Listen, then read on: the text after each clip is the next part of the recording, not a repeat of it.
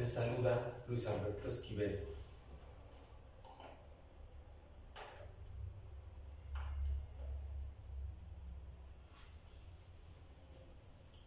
Hola a todos, los saluda Luis Alberto Esquivel Mendoza, médico especialista en medicina de rehabilitación. El día de hoy compartiendo con ustedes en este diplomado de neuromodulación el tema de utilidad de la estimulación magnética transcraneal de baja intensidad en niños con trastorno del espectro autista. En primer lugar, compartiremos la utilidad de la estimulación magnética transcraneal de baja intensidad comparada con la estimulación de alta intensidad. En segundo lugar, mostraremos los resultados de una investigación realizada en este Centro de Rehabilitación Infantil Teletón, Michoacán. La estimulación magnética transcraneal de baja intensidad se refiere como a la inducción de un estímulo en la corteza cerebral, el cual no dispara directamente un potencial de acción.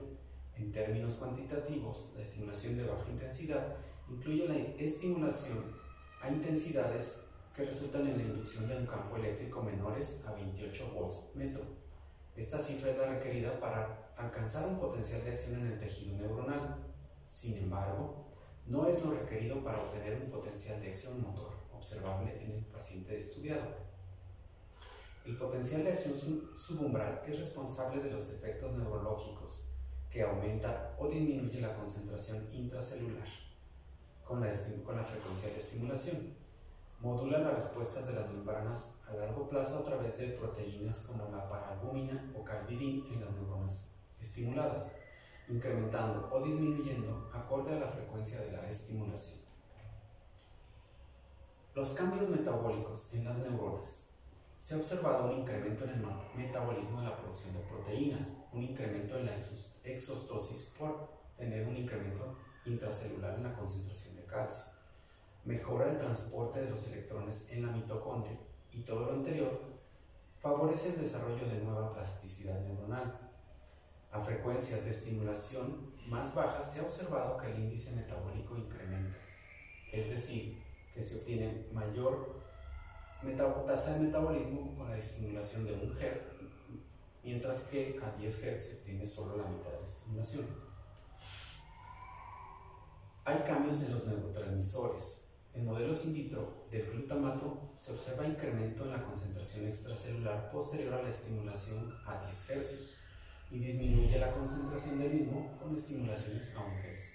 En experimentos animales que se han realizado con mediciones semanales se observa el mismo patrón, incrementa con alta frecuencia de estimulación y disminuye con la baja frecuencia. Cambios en las monoaminas. Tanto la serotonina como la dopamina se observan incrementos en la concentración posterior a varias sesiones de estimulación de baja intensidad, mientras que también hay los mismos incrementos en el metabolismo que se observan posterior a una sola estimulación con estimulación de alta intensidad. Estos cambios se demuestran en varios estudios realizados. Los cambios en la conectividad. Cambiar la actividad y función en el área estimulada puede tener efectos generalizados en la comunicación de vías descendentes y potencialmente en las ascendentes con otras áreas del cerebro. Estos cambios se han observado en resonancia magnética funcional, tanto en estudios de baja intensidad como los de estimulación alta intensidad. Cambios en la red neuronal por defecto. Depende de la frecuencia de la estimulación y pueden inducirse de manera uni o bilateral o dentro de las redes neuronales específicas. Con estimulación a 1 Hz de baja intensidad se provocaron disminuciones bilaterales de la sincronía con mayores cambios en cortezas contralateral. La estimulación a 10 Hz, ipsilateral o bilateral han demostrado un aumento en la sincronía, tanto uni como bilateral, mientras que la estimulación con corrientes θ volts continuas mostró una disminución en la sincronía.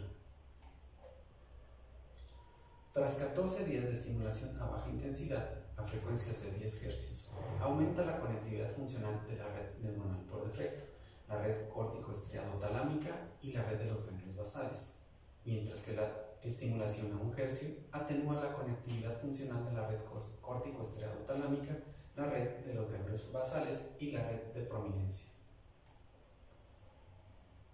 Los cambios en las redes neuronales a largo plazo. Se ha observado que posterior a 14 días con estimulación de baja intensidad, se observa que a frecuencias de 10 Hz los efectos son más intensos y desarrollan un cambio mayor en rapidez que a 1 Hz, pero los cambios vuelven a la normalidad una semana después de cesar la estimulación, mientras que con la estimulación a 1 Hz se producen cambios relativamente sutiles, pero sostenidos durante al menos 2 semanas después de la última sesión con estimulación magnética de baja intensidad. Cambios en la materia gris.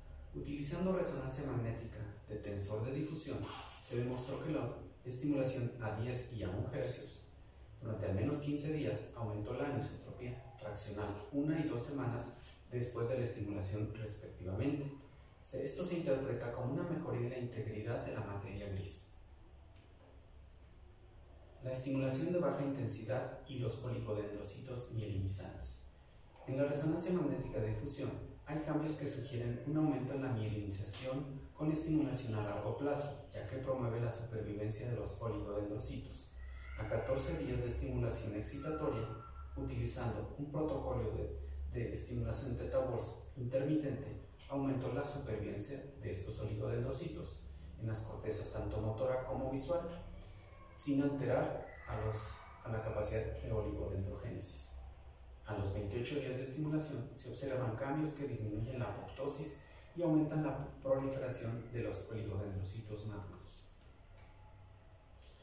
Por lo tanto, y con base en todo lo anterior, podemos decir que la estimulación de baja intensidad inicia modificando la excitabilidad de membranas, cambia la expresión de los genes en la bioquímica de los neurotransmisores, cambia la plasticidad neuronal, favorece la maduración de estos cambios en la corteza cerebral y finalmente reestructura la función de las redes neuronales. Todo lo anterior termina en cambios de la conducta clínicamente observables.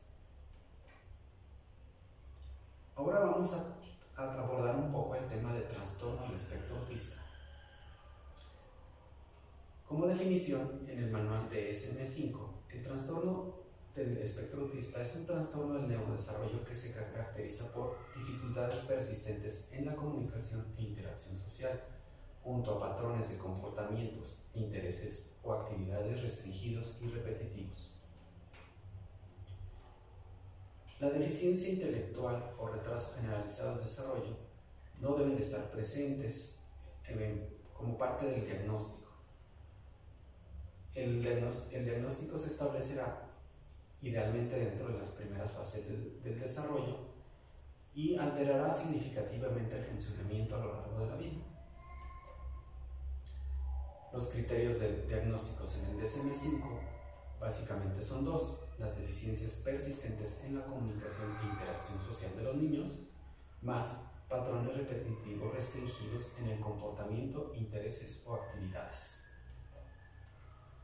Etiológicamente sabemos que confluyen factores genéticos, factores ambientales y otros aún no determinados que favorecen el trastorno en el neurodesarrollo y finalmente se van a expresar en la vida como un trastorno del espectro autista. En cuanto a las bases neurológicas conocidas, sabemos que tanto el TEA como el TDAH son alteraciones funcionales en la corteza cerebral. Se presentan anomalías en las estructuras y funciones de las neuronas, en el patrón de conexiones de columnas corticales, además de las alteraciones en las estructuras de espinas dendríticas.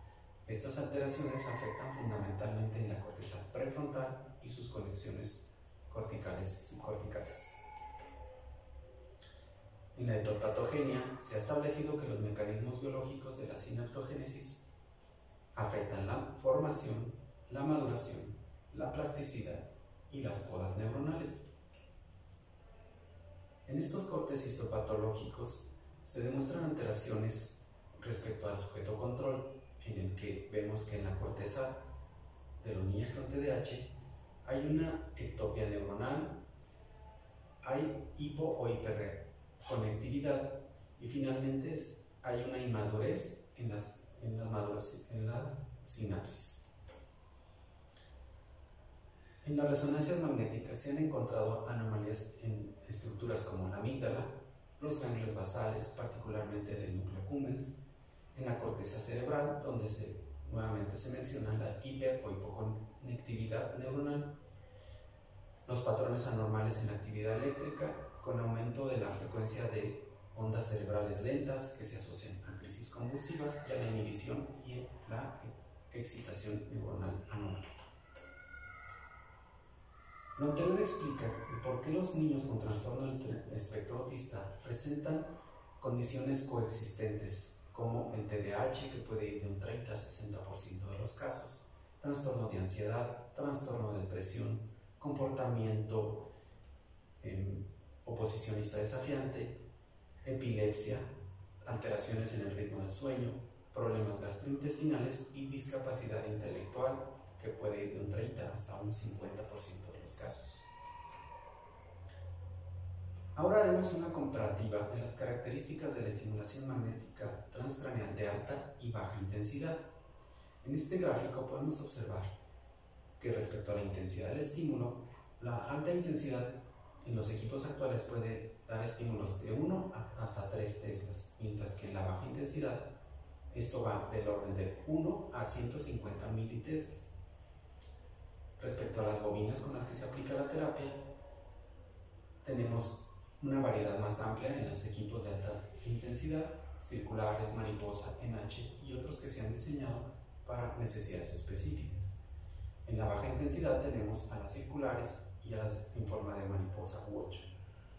Respecto al control de estímulo, en ambos tipos de estimulación podemos modular a baja o alta frecuencia. En cuanto a la profundidad del estímulo, sabemos que los equipos de alta intensidad llegan a alcanzar tejidos neuronales de 1.5 a 3 centímetros de profundidad, mientras que en los de baja intensidad, esta actúa principalmente sobre la corteza. Sin embargo, secundariamente modula las vías subcorticales. Respecto a las instalaciones de los equipos, sabemos que en la alta intensidad los equipos requieren instalaciones mucho más complejas, con sistemas de enfriamiento, baterías de respaldo, especificaciones en el voltaje, mientras que en los equipos de baja intensidad solo requerimos tomas de corriente comunes de 110 volts. Respecto a los costos, sabemos que los equipos de alta intensidad triplican o cuadruplican el costo de los de baja intensidad. La portabilidad, por tanto, pues no es posible en equipo de alta intensidad, mientras que los de baja intensidad pueden llevarse a terapias de domicilio. En cuanto a la facilidad de aplicación, los equipos de alta intensidad pues requieren especificaciones en cuanto a la conducta del paciente dentro del módulo de aplicación, mientras que para los equipos de baja intensidad la aplicación suele ser muy simple. En cuanto a la seguridad, sabemos que los efectos adversos se presentan más común en los equipos de alta intensidad, siendo la cefalea y mareo los más frecuentes, muy raros en la baja intensidad, la presencia de convulsiones que dependen de la frecuencia de estimulación y la intensidad, pues suelen ser mucho más bajos o incluso raros en la estimulación de baja intensidad. En cuanto a la intolerancia al ruido que provocan los equipos de alta intensidad, pues esto requiere o se recomienda el uso de protectores al canal auditivo, mientras que para los de baja intensidad no es necesario. En cuanto a efectos locales de la estimulación, sabemos que en los equipos de alta intensidad provocamos irritación, picazón o dolor incluso en las zonas de aplicación, mientras que este efecto no se observa en la estimulación a baja intensidad. Respecto a la edad de inicio para la aplicación en población pediátrica, sabemos que en ambos equipos las recomendaciones de las guías clínicas es a partir de los 2 años de edad. Por lo tanto, la estimulación magnética transcraneal es mejor tolerada en población pediátrica con trastornos de neurodesarrollo. Ahora revisaremos un poco respecto a la evidencia que existe disponible en la literatura de los beneficios de la estimulación magnética transcraneal en población pediátrica y adultos jóvenes con autismo. En esta revisión se incluyeron muchos estudios en los cuales se hacen en una tabla comparativa la medición de todos los beneficios o todos los cambios en la conducta que fueron medidos y observados en estos estudios. Como pueden observar, la cantidad de estudios fue bastante amplia. Y finalmente, las medidas en la conducta se observaron a través de la escala ABC para la hiperactividad, para la irritabilidad, para las conductas sociales y específicamente la escala RBSR, que también nosotros aplicamos en nuestro estudio, pues observa las conductas compulsivas, las conductas repetitivas, las conductas ritualistas y las estereotipias. Y también se realizaron medidas de mejorías cognitivas. En esta gráfica podemos observar que prácticamente todos los estudios realizados muestran que hay evidencia a favor de cambios en las conductas que fueron medidos y observados durante los estudios. Aquí vemos en este segundo gráfico los cambios tanto en la escala ABC como en la RBSR, y todos pues finalmente concluyen que hay mejoría en la conducta.